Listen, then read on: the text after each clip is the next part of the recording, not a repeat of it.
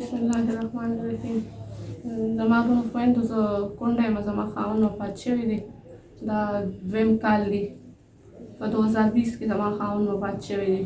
نو چې ستاسو هر څه امداد ته مخه کېږي هغه به ما سره کوئ. او زما 6 ماشومان دي، د هغوی د تعلیم خرچه، د خوراک څښاک، هر څه غوښتي شي او زما هېڅ آمدن نشته دی، ذریعه مې نشته دی. کشر لیور مې دی، د خوراک څښاک چې هغه ته پته ولګي چې د دې څه نشته، هغه را سره خپل امداد کوي. خو د هغه هم خپل ماشومان دي، خپل کور یې د ښځه یې ده. نو داسې د امداد مې څه ذریعه نشته دی چې ستاسو د مخه هر څه کېږي. زما داسې ښه وروڼه خویندې شته دي بهر ملکونو کې، هغوی کوي، هر قسم امداد خلکو سره کوي. چې ستاسو څه د مخه کېږي هغه به مونږ سره وکړي. او زما د پلار د کور غریبي، د پلار مې کمزوري دي، وروڼه مې کمزوري دي. داسې د خاندان کې څوک شته نه چې زموږ سره څه امداد وکړي. د دې وجې نه مونږ دلته رور دې ځای ته رالو او د ډېر مجبورۍ نه دا ویډیو وکړه.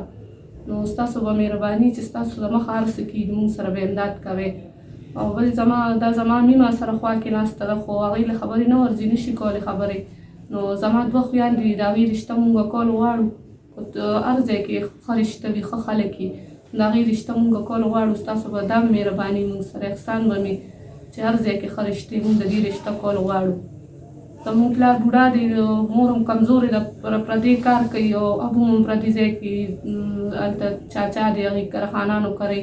او مور هم کله ټوکړې خرڅوي، کله ستا زما کار کوي. بس ډېره زیاته غریبي ده او معاشره ښه ده، خو بس خلک خراب دي. نو موږ چې دا جینکۍ زموږ په حیا عزت کې د خپله کوره شي، چې څوک څه خبره اتره راپسې خدای مکه ونه کړي. او بس نور بس تاسو ډېره مهرباني چې څه ستاسو د مخه او د وسه کېږي مونږ سره هغه امداد کوئ. نو بس بچي چې څه غواړي، بس داسې چې څه وي ما سره له 100 روپۍ څوک راکړي نو هغې باندې وله وکړم. او بس چیني ورته یم بچۍ تاسو ته پته لګي چې پلار هم نشته دی، 2 کشران ډېر واړه دي، هغوی داسې لکه په خبره اتره پوهېږي نه که نه. او د لیور مې شته دی، بس د داسې د مخه هر څه کېږي هغه را سره کوي. او چیني بس دغسې د الله سرې ته ناست دي، نو بس د الله سره مې شته دی، نور مې سره هم نشته. او بس الله دې ستاسو عزت وکړي چې تاسو هر ځای کې یو څه امداد هم د وسه کېږي.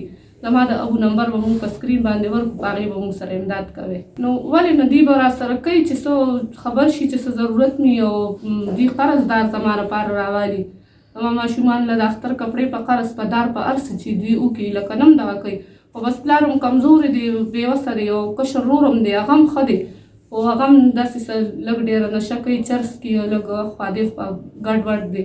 او مشر خو هغه بیل شو، نو بس اوس هم هېڅ ذریعه هم نشته، مجبورۍ نه دې ځای ته رالو.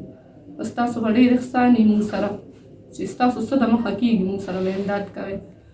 دا ستاسو مور ده، زه ستاسو خور یم چې هر څوک هر ځای کې یې، نو ستاسو به ډېره مهرباني مونږ سره به امداد کوئ. دغه غریبي ده، له غریبۍ نه راغلي دلته نو دغه ماشومان دي 2 دي چې دوی د خپله کوره شي، نو بس دغې باندې به خوشحاله شم. دغه 2 ماشومان دي، خدای دې رضا شي رانه بچي. د الله په امان.